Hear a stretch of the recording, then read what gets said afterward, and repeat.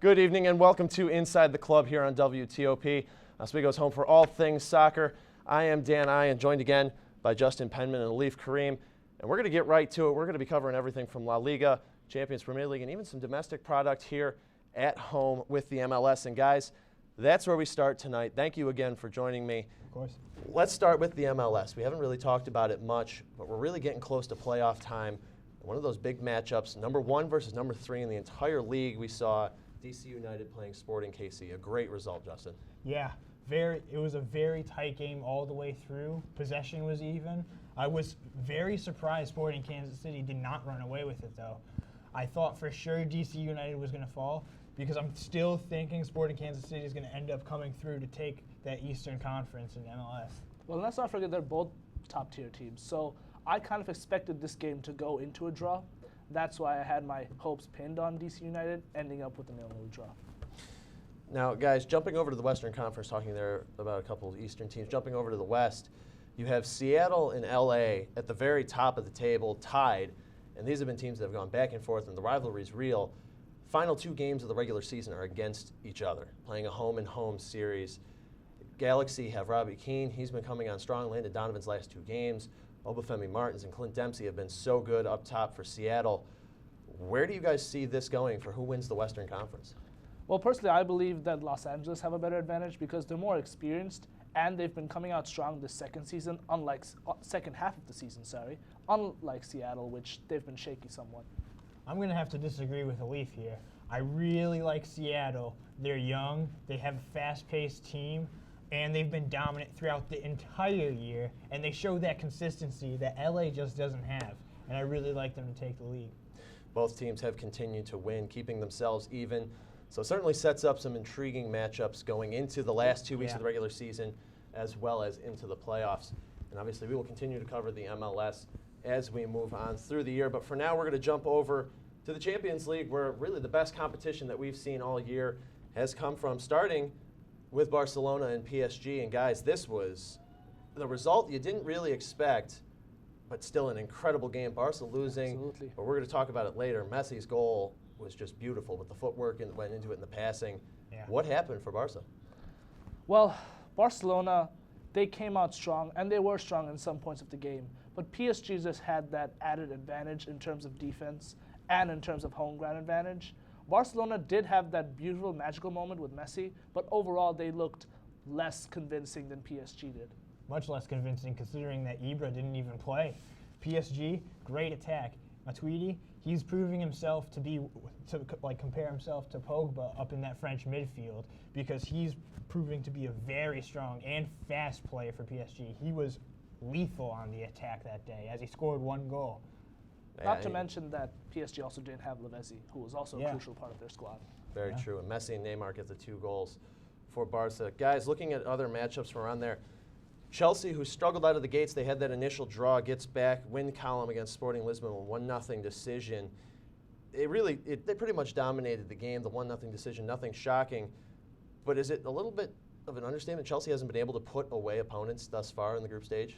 For some reason, they just haven't been able to finish in Champions League. They've had those opportunities, plenty of shots on goal, shots on target, but the fact is, for some reason, when they get out of the EPL, it seems like they're just doing all the scoring there, and not when they come to Champions League, they don't have anything left in the let's game. not forget that Jose Mourinho talked about this being the group stages, and he frankly does not care about the group stages. He's not going to try as hard. He's going to get into the semifinals, and then he's going to just go, park the bus and everything. Most of the starters didn't even play. Yeah. So you have Chelsea, obviously, they pick up the big 3 points, get themselves settled, and are still very much the favorite to win their group. Absolutely. But then you have Arsenal putting up a really great performance, a 4-1 win for them. Danny Welbeck continues to stun. He had the hat trick. Guys, what did you see from Arsenal in their Champions League match? Well, from Arsenal, I saw a young squad who showed potential, and who showed star potential, especially in Danny Welbeck. He had some controversy coming behind him when he first transferred here, but now he's showing that he is a top-tier Englishman player. Yeah, Danny Welbeck with the hat trick for Galatasaray. So that's a really good sign for Arsenal, but a really bad sign that Ozil got injured during his German training. So Arsenal, it's going to be iffy coming out of this now. It's good momentum, but the Ozil really pushed them back. Yeah, Ozil going to be missing significant time with that injury. He's 11 to expected 12 to make, weeks. almost 3 months worth of time. That's going to hurt. But guys, flipping things around a little bit here, the two teams we just mentioned, Chelsea and Arsenal, they met in an EPL match as well. So we talked about Chelsea, Arsenal, both of them getting wins there. Only one team can walk away with a win, and Chelsea ends up getting the 2-0 decision there. Very heated game. Coaches Yeah, going certainly back and forth. understatement there. Coaches going back and forth. Chelsea lethal on the attack again. Like Diego Costa has been great so far this season. I'm not surprised with the result. I really feel like Chelsea is going to run away with this league. This just is another fact that proves what they can do. Like I talked about before, Chelsea focuses mainly on the important games. Jose Mourinho concentrates on the important games, and this was one game he wanted to win badly just to shut up Arsene Wenger. Certainly. And guys, we talked about them a couple weeks ago in staying in the EPL, a team that has struggled very much as of late. Manchester United finally managing to get a big win going up against Everton, 2-1 win. Di Maria gets a goal, but De Gea was incredible in that. I Absolutely. mean, he was really the storyline. Honestly speaking, if it wasn't for De Gea, Manchester United would not have won. They probably would have lost, if not a draw at least. To me, Manchester United needs to pick up on this. They need to make sure that their upcoming results are better on from here. They need to keep this momentum up, and they need to look more confident on defense. They just look like a bunch of preschoolers playing out there. Yeah. And I'm very afraid for Manchester United going on to the season. I don't know if they can keep the momentum. It seems like every other week they've been having on and off weeks. And now Everton's not that great of a team this year. They've been struggling in the EPL very much. Yeah. But they've started to pick up pace lately. But I'm liking Manchester United to get the win. All right, guys. We're going to have to take a quick break. We didn't get to talk about La Liga, but our club of the week is in La Liga, so we'll get to talk about them coming back on the other side of the break. Stay with us. You're watching Inside the Club on WTOP. Hey,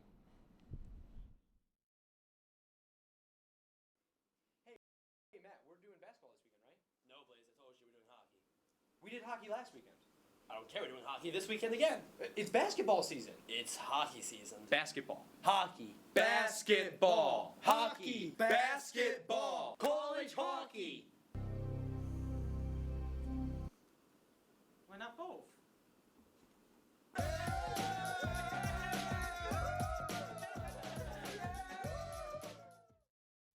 Hey.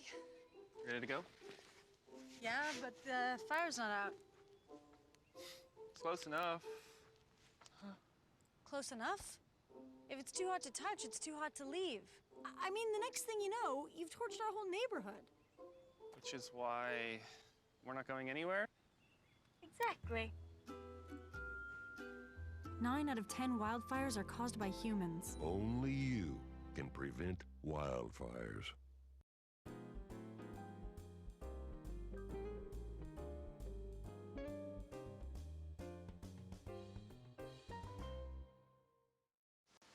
So, are you going out tonight? I can't. My parents say I have to be home right after work. That's so gay. Totally gay. Ugh, that is so Emma and Julia. Why are you saying that's so Emma and Julia? Well, you know, when something is dumb or stupid, you say that's so Emma and Julia. Who says that? Everyone. Imagine if who you are were used as an insult. When you say that's so gay, do you realize what you say? Knock it off.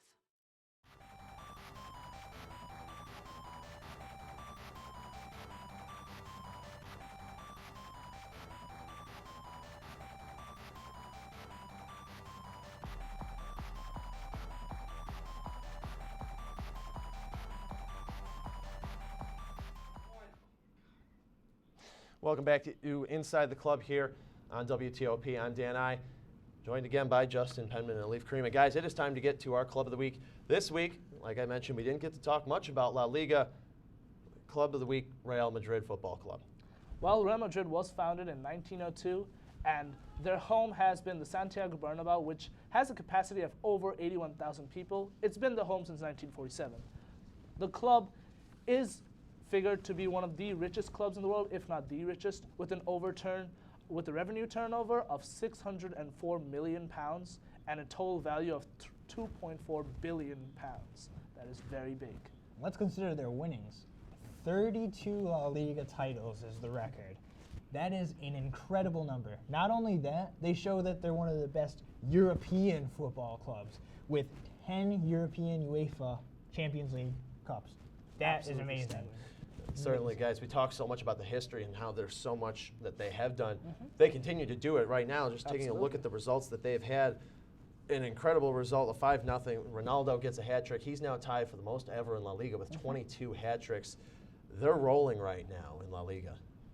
Honestly, right now, Real Madrid looks to be a club that is seemingly unstoppable. Had they not conceded any goals, they would probably be first above Barcelona. The only reason why they seem to be lacking right now is somewhat of their signings, which haven't been working to their favors mostly. But as an overall attacking force, Real Madrid is clearly one of the best, if not the best, in the world right now. And the underlying factor, their midfield. Their midfield is actually very, very good. Best in European football. Contrary to popular belief. Yeah, contrary to popular belief. Luka, look at him. Look at James. James was a good sign. Toni Kroos was a great signing.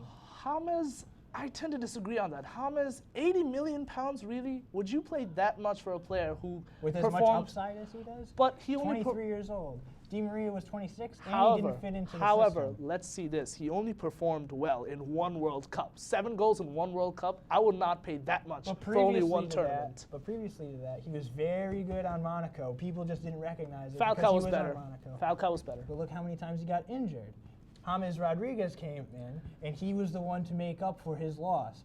Still, I still they didn't think have a good 80 team. million was way too overpriced. 60 million would have been all right. 55 would have been the best. But when you're talking about a club that makes so much money, the ability to just throw that out there and get the player that you want, I mean, they have that ability, they have that flexibility, really, that this isn't so much a concern for them even. They do, but it's mainly due to the marketability of their players. Had they not had players like Ronaldo and Bale who just sell because of the name, they would not have as much money. It's the same situation with Beckham back in 2003. Beckham was the reason why Real Madrid's marketability increased in the Eastern Asian region. But that's another reason why James Rodriguez was a good signing. It's a big name that people got from the World Cup, and this was one of the most popular World Cups ever seen. So James was a great signing because it brings in more revenue. Come and look one at him out in season the later- jerseys that they bought. Come one season later when he starts performing like the way I expect him to, like utter crap, then we'll see just how many jerseys he sells. But he hasn't yet. He's been scoring pretty well so far. I don't know. So Maybe. jumping back to Real, this is a team now, we argue a little bit about the transfers that they've made, but in terms of growing the talent, they've had that ability going all the way back. Absolutely. You're talking Vicente Del Bosque, the coach of Spain. You're talking Yeah. that they've brought up big names, Juan Mata, for example. There have been the guys there that, if they need to, they can pull from within and build guys up in their organization. That is true, but lately with the way the club is looking towards, they're working more on marketability rather than homegrown players. Homegrown players has always been a Barcelona thing, and it still looks to be a Barcelona thing. Real Madrid, it's all about the money ever since the come of the new millennia. Yeah, 100% agree. The two differences between how Barcelona raises their youth and Real Madrid is just changing completely. Real Madrid's going for the other young talented players around Europe. Yeah, guys, now, real quick, where do you see Real finishing? You know, we have Barca at the top still at La Liga. Where do we see Real finishing this year? Honestly speaking, I see Real finishing first. They will come out stronger and stronger with each game, and come El Clasico, they just might beat Barcelona just because of the sheer attacking force that they have. I actually like Barcelona still finishing above them, just because Barcelona is really good under pressure, Maybe and they've Suarez got takes a bite out of things. yeah, and there's a lot of other teams in La Liga that can really compete, like Atletico Madrid or Valencia or even Sevilla. Yeah, so certainly the odds are in their favor currently, though, a team playing very well. We're going to have to take another quick break. On the other side, we're going to be talking to David Hermanowicz and what he has coming up for us. After the break, we already heard about Lionel Messi's goal in the Champions League, and we also already heard about Manchester United's win. We'll look at a goal and an amazing save from each of those. Plus, I'll have your team of the week right here on Inside the Club. Honey? The credit fairy doesn't exist. What? It's make-believe. Nobody left anything under your pillow. If there's no credit fairy, then we'll make our credit score go up. We will. By doing things like paying our bills on time. There's no magic to improving your credit, but there's help, and it's free. Go to creditfairy.org. What? Hey, Matt, we're doing basketball this weekend, right? No, Blaze, I told you we're doing hockey. We did hockey last weekend. I don't care, we're doing hockey this weekend again. It's basketball season. It's hockey season. Basketball. Hockey. Basketball. Hockey. Basketball. College hockey. Why not both?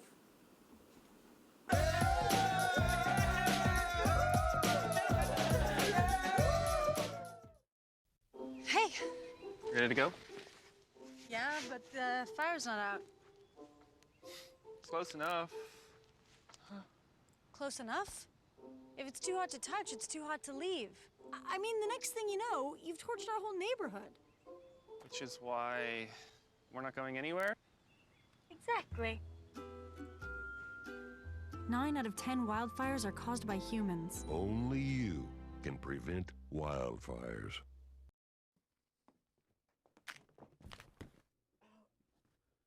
I'm calling an ambulance. Don't do that. I can't afford that. No, it's SaveVac. It's a free service. SaveVac ambulance. 20-year-old male. Back injury from a fall. Dispatch, Bravo SaveVac response. on acknowledging. All right, how does your back feel right now? SaveVac is here to protect you, no matter the cost. SaveVac, by the students, for the students.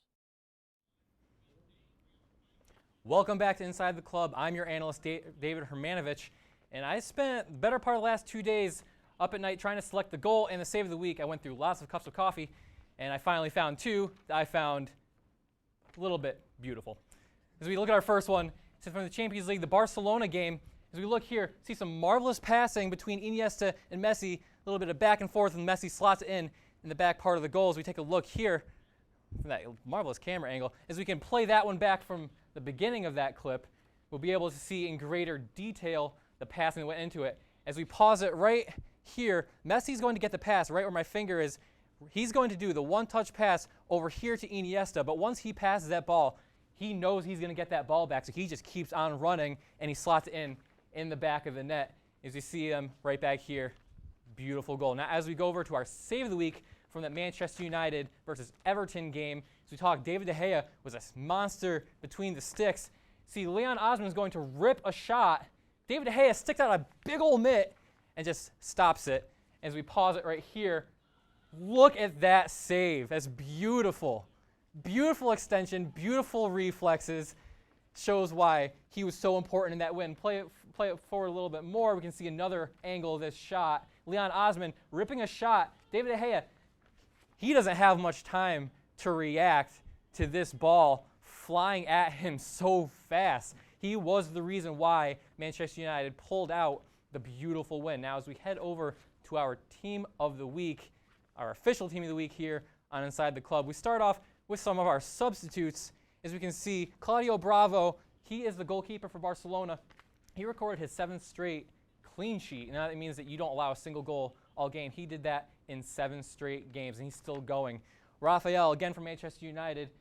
David De Gea was really good in defense between the goalposts. That's undeniable. Rafael wasn't too bad either. He really kept Everton in check. Now, our next 3 players come from Chelsea, from the Chelsea versus Arsenal game we described earlier. Cesc Fabregas in midfield.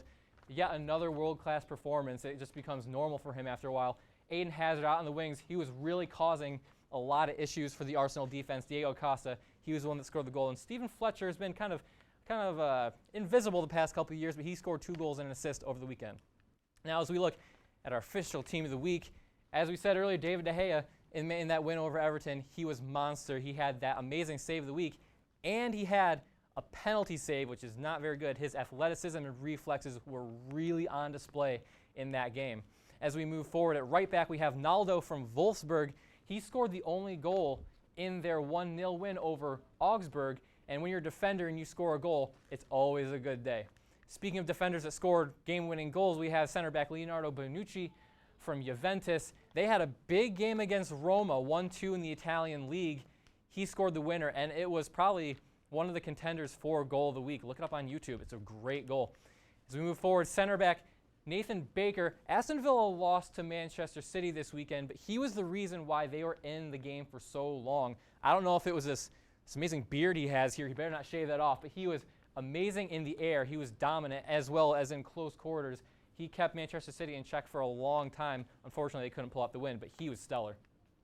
At left back, we have Danny Rose. Southampton has a great winger that Tottenham played against in Dusan Tadic. Danny Rose kept them in check. And take it from someone who's seen a lot of Tottenham games. Last year, Danny Rose was a liability in defense. This year, not so much. He was absolutely amazing versus Southampton. As we look at our team of the week so far, see the formation we have going here: Naldo, Baker, Bonucci, Rose, and De Gea as our defense. As we move forward, at our defensive mid spot, we have Stefan Mbia. He plays for Sevilla. Don't mean to be Dr. Seuss, but he scored 2 goals in their game. And when you're a defensive mid and you score 2 goals, I mean, it's wonderful. Move forward here. Attacking midfielder, we have Angel Di Maria. As we said earlier, he scored a goal. He also assisted the other goal in their 2-1 win. Other than De Gea, he was their best player. He was their best outfield player, and he's looking like their player of the season so far. At left mid, we have Juan Cuadrado from Fiorentina. Fiorentina, an underrated side in the Italian league. They beat Inter 3-0 in their game this weekend. Cuadrado had an amazing goal from just inside the area to seal the deal against Inter. And as we go to our right midfield spot, we have Arjen Robben from Bayern Munich. They played Hanover over the weekend, and it was a 4-0 win. Robben had 2 of those goals. His speed, his cutting ability, his agility, all on display. He was amazing. And as we look here, we have our midfield in there as well. We have Mbia in the defensive mid spot, Di Maria attacking, Cuadrado, Robben on the left and right. As we move forward to our strikers, we have Robert Lewandowski for Bayern Munich. He scored the other 2 goals in that win over Hanover, and he has 2 very classy finishes, very, very classy finishes. And our player of the week, the other striker, Cristiano Ronaldo, as we said earlier, another hat trick. This is just becoming routine to him. Again, 22 hat tricks in his career. He's lighting the world on fire right now, and he is my captain for player of the week. Guys, what do you think of my team of the week really quick? There's times where I don't even know what to say. The work that David has done with that video screen in the past 2 weeks is absolutely incredible. Guys, we're going to take a quick break. On the other side, we're going to play some yay or nay. We're going to get some thoughts on the players of the week, the team of the week, and we're going to get David back in here for some bold predictions as well. Stay with us. You're watching Inside the Club here on WTOP. Can't save money? That's easy as pie. Brown bagging lunch instead of going out. $6 save times 5 days a week times 10 years is $21,000. That's a lot of lettuce. Small changes today, big bucks tomorrow. Feedthepig.org.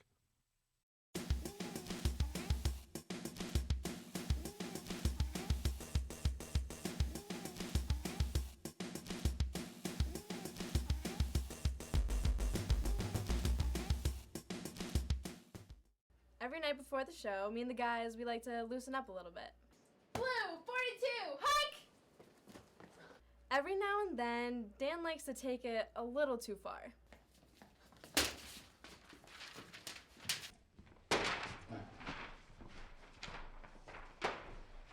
But hey, the show's all about competition, so we'll take it. Stupid Dan with stupid football and stupid running. I got no balls for losing. Shocking shows it real all the time. Just had a few drinks. Just can't be happening. Are we clear? Clear. We're just buzzed. Just buzzed. You didn't tell us that, sir. You're right, this isn't happening. You'll be fine. I feel good. Really? No, not really. Buzz driving. Maybe we should stop acting like it's no big deal. Shocking.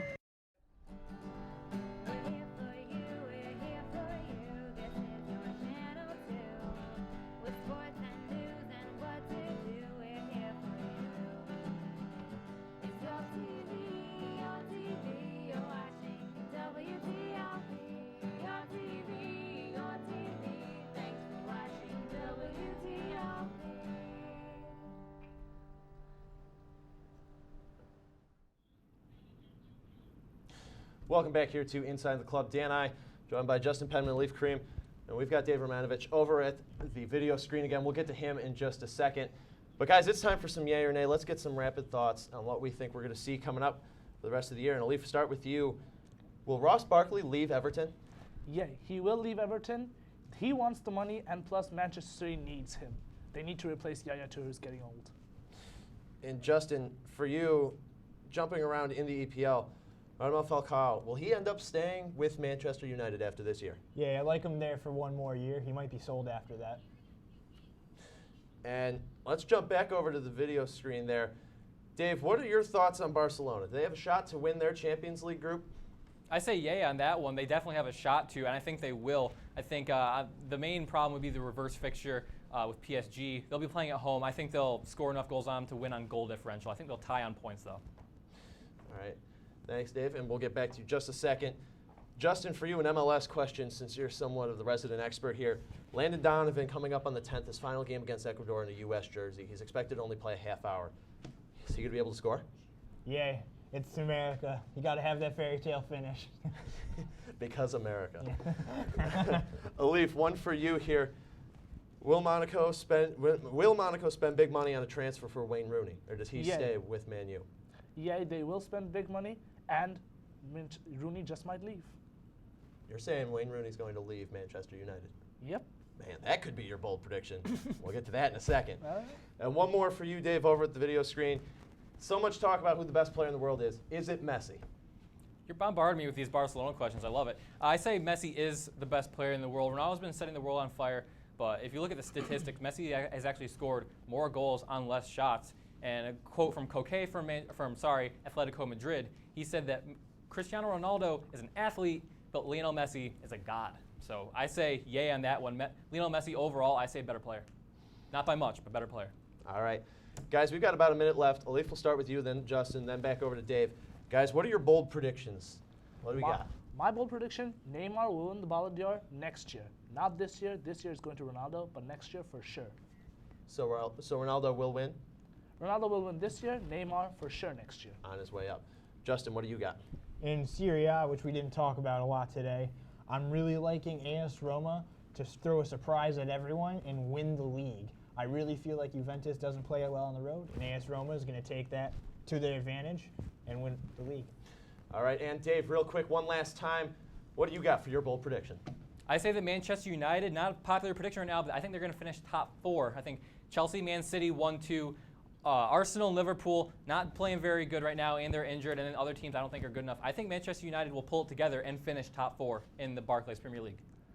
And certainly, I'll throw one out there myself. Seattle Sounders are going to win the MLS Cup this year. Well, that will do it for us here at Inside the Club. For Alif Karim, Justin Penman, as well as David Hermanovich, I am Dan I. Thank you for staying with us. We'll see you right back here in 2 weeks. Keep it locked on WTOP.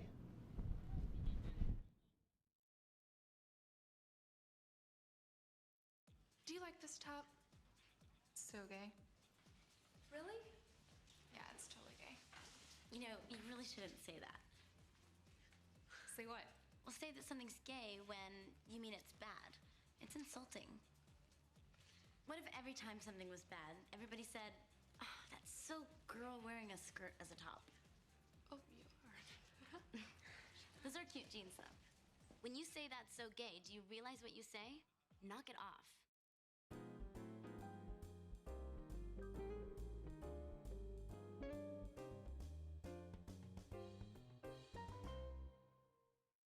My joints ache so bad, I wake up in pain every day.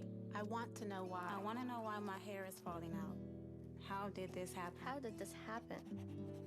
A little pain in my knee. That's how it started. That's how it started. This rash on my face, now it's like my body is attacking me. I want answers. When you don't have the right answers, it may be time to ask your doctor the right question. Could I have lupus?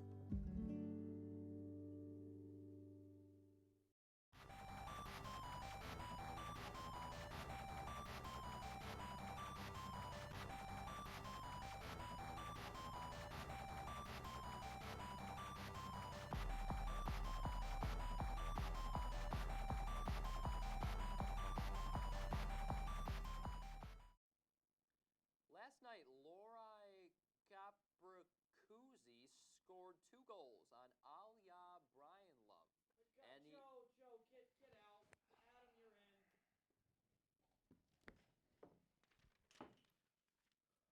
Korpakowski scored 2 goals on Ilya Bryzgalov. Got it!